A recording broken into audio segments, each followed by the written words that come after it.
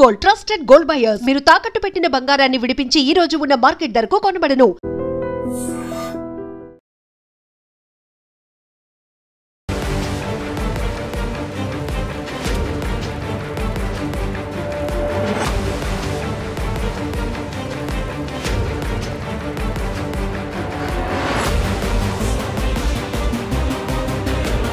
నమస్కారం, welcome to I dream. నేను మీ సంగీత.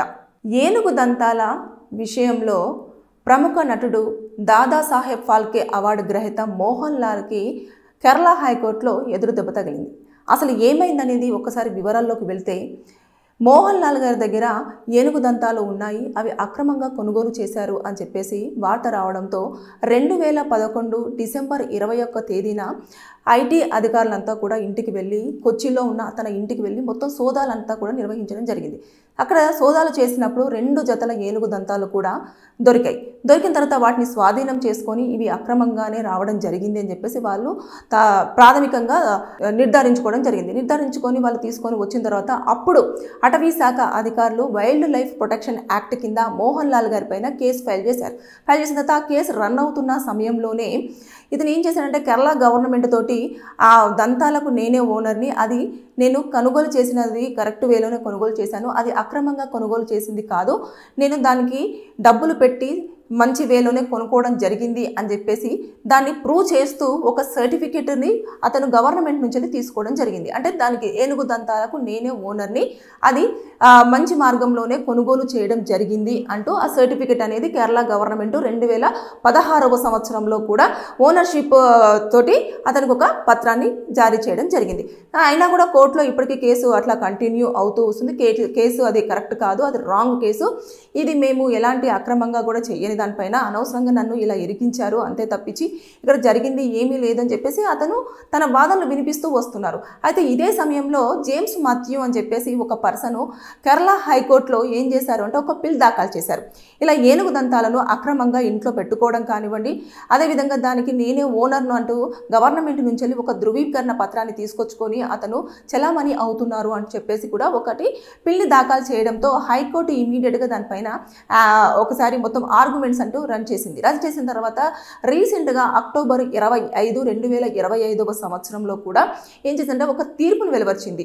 ఏదైతే ఓనర్షిప్తో కేరళ గవర్నమెంట్ మోహన్ లాల్కి ఈ ఏనుగు దంతాలకు ఓనర్ ఇతనే, ఇది కరెక్ట్ వేలోనే కొనుగోలు చేయడం జరిగింది అని చెప్పేసి ఏదైతే సర్టిఫికేట్ ఇచ్చారో దాన్ని రద్దు చేయడం జరిగింది. దాంతోపాటు అంతేకాకుండా ఈ ఏనుగు దంతాలను అలా ఇంట్లో పెట్టుకోవడానికి లేదు, అది ఇల్లీగల్ అఫైర్స్గా రావడం జరుగుతుంది కాబట్టి దీనిపైన చర్యలు తీసుకోవాలి అని చెప్పేసి కూడా చెప్పడం జరిగింది. అంటే ఈ లెక్కన చూసేసుకుంటే మనము చాలా వరకు చూస్తూ ఉన్నాం. ఒకప్పుడు మనము సల్మాన్ ఖాన్ కూడా జిన్కా విషయంలో కూడా ఏదో ఫైర్ జరిగింది అని చెప్పేసి అతను కూడా జైలుకు వెళ్ళడం రావడం జరిగింది. తర్వాత నెక్స్ట్ హియరింగ్స్ జరుగుతూ వచ్చినాయి. అంటే ఎప్పుడైనా సరే జంతువుల సంరక్షణ విషయంలో ఖచ్చితంగా మనం జాగ్రత్తలు పాటించాల్సి ఉంటుంది. ఎనిమల్స్ని పెంచుకుంటున్నప్పుడైనా కూడా కొన్ని ఆర్డర్స్ మనం తీసుకోవాల్సి ఉంటుంది. అంటే డాగ్స్ విషయం ఒకటి మినహాయిస్తే మిగతావి ఏవైనా రేర్ ఎనిమల్స్ ఉంటాయి కదా, వాటిని పెంచుకునే విషయంలోనే అంత జాగ్రత్త తీసుకునేవారు.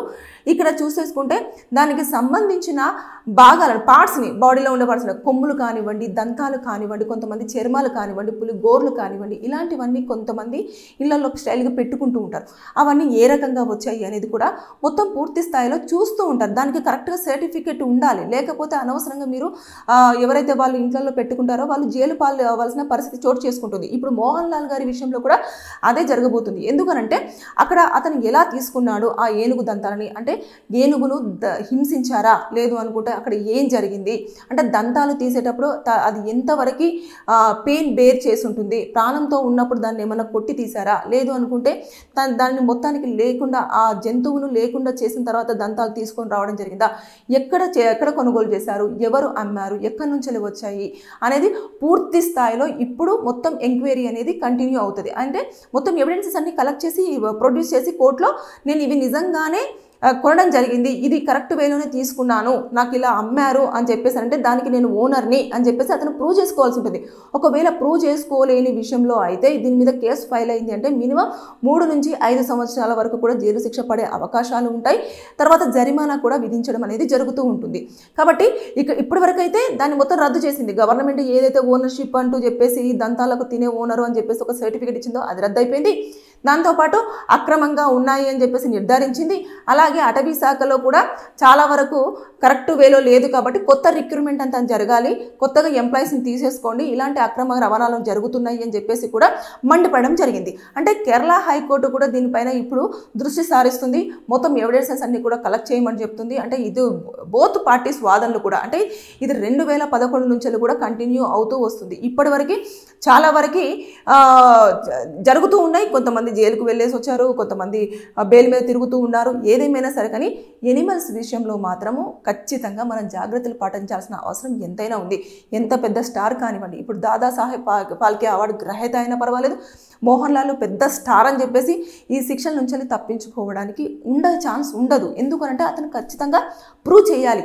అది ఎక్కడ తీసుకున్నారు, దానికి సర్టిఫికేట్ ఉందా లేదా, అది ఎక్కడ కొనుగోలు చేశారు, ఏ దేశం నుంచి కొనుగోలు చేశారు, మన దగ్గరే కొనుగోలు చేశారా, మన రాష్ట్రంలో చేశారా, లేదంటే కేరళ రాష్ట్రంలో చేశారా, ఎక్కడి నుంచి వచ్చాయి, ఎవరు ఇచ్చారు, ఎప్పటి నుంచి ఇవి ఉంటున్నాయి, ఇంతకుముందు ఏమైనా జరిగిందా, ఇవన్నీ ఇప్పుడు మొత్తం కూడా బయటికి రావాల్సి ఉంటుంది అన్నట్టు. ఏదేమైనా సరే కానీ ఇప్పటికైతే అది కొన్ని రోజుల వరకు 2011 నుంచి 2018 వరకు కొంచెం కష్టపడ్డా కూడా అతను ఒక ఓనర్షిప్ సర్టిఫికేట్ తీసుకున్నాడు కదా, అది ఇప్పుడు క్యాన్సిల్ చేశారు. గవర్నమెంట్ ఇచ్చింది అనే హైకోర్టు దాన్ని రద్దు చేసేసింది. అంటే ఇంకా దానికి ఓనర్షిప్ లేదు, ఏమీ లేదు, అదంతాలు అక్రమంగా వచ్చినవే అన్నట్టుగానే కోర్టు దాన్ని పరిగణలోకి తీసుకున్నది అని చెప్పేసి మనం ఇండైరెక్ట్గా అనుకోవచ్చు. అంటే పూర్తి స్థాయిలో అది అక్రమంగానే వచ్చాయని చెప్పేసి కన్ఫర్మ్ చేయలేదు, కానీ రావచ్చు అన్నట్టుగానే ఒక అనుమానంతో రద్దు చేశారు. తర్వాత నెక్స్ట్ దీనిపైన ఇంకా ఆర్గ్యుమెంట్సో లేకపోతే నెక్స్ట్ వాళ్ళు తీసుకొచ్చే ఎవిడెన్సెసో లేకపోతే ఇంకా మున్ముందు ఎలా ఉండబోతుంది అనేది ఈ అడవి శాఖ అధికారులు ఏదైతే ఎనిమల్ ప్రొటెక్షన్ యాక్ట్ కింద కేసు ఫైల్ చేశారు, అదేవిధంగా జేమ్స్ మాథ్యూ కూడా ఒక పీల్ వేశారు. కాబట్టి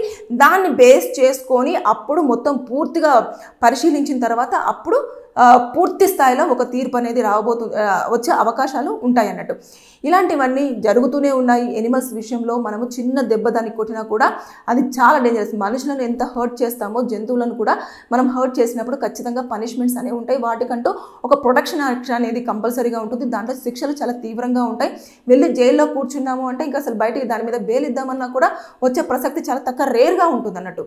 ఎనిమల్స్ విషయంలో అది చాలా సివియర్ కేసు కిందగానే కన్సిడర్ చేయబడుతుంది. కాబట్టి దయచేసి ఈ స్టార్లనే కాదు మిగతా జనాలు ఎవరైనా సరే రోడ్డు మీద వెళ్తున్నప్పుడు ఏ జంతువును కూడా హామ్ చేయకుండా జాగ్రత్త పడండి. మీ ఇంట్లో కనుక అక్రమంగా ఏమైనా ఎనిమల్స్కి సంబంధించిన చర్మాలు కానివ్వండి, గోర్లు కానివ్వండి, దంతాలు కానివ్వండి, కొమ్ములు కానివ్వండి, ఇలాంటివి ఉంటే వాటికి మీ దగ్గర ఓనర్షిప్కు సంబంధించిన సర్టిఫికేట్ ఉందా లేదా, వారు మీరు ఎక్కడి నుంచి కొనుగోలు చేశారు, వారు ఎక్కడి నుంచి తీసుకురావడం జరిగింది అనేది పూర్తి స్థాయిలో ఎంక్వైరీ చేసుకోండి. లేని పక్షంలో వాటిని తీసుకెళ్ళి ఎవరైతే ఉంటారో ఐటీ అధికారులు కానివ్వండి, లేదు అనుకుంటే పోలీసులు కానివ్వండి, అటవీ శాఖ అధికారులు కానివ్వండి, వాళ్లకు హ్యాండ్ ఓవర్ చేసేసి మీరు దాని నుంచి వెళ్ళి సేఫ్ అయ్యే పరిస్థితులు చోటు చేసుకుంటాయి. లేదు అనుకుంటే అనవసరంగా శిక్షలు పడే అవకాశాలు చాలా వరకు ఉంటాయి. చాలామందికి తెలియదు. అంటే ఎనిమల్కి ఒక ప్రొటెక్షన్ యాక్ట్ ఉంటుంది, దాంట్లో ఏమేమి శిక్షలు ఉంటాయి ఏంటి అనేది ఎవరికి తెలియదు. ఒక్కొక్క జంతువు ఇప్పుడు ఏనుగు అనేది మనకు చాలా పెద్ద ప్రెస్టీజియస్ ఎనిమల్ అన్నట్టు చాలా చూస్తూ ఉంటాం మనం. అలాంటి దాన్ని ఎంత హింసించారు, ఎంత క్రూరంగా బిహేవ్ చేశారు అనేది కూడా మొత్తం ఇందులో క్యాలిక్యులేషన్ చేయబడుతుంది.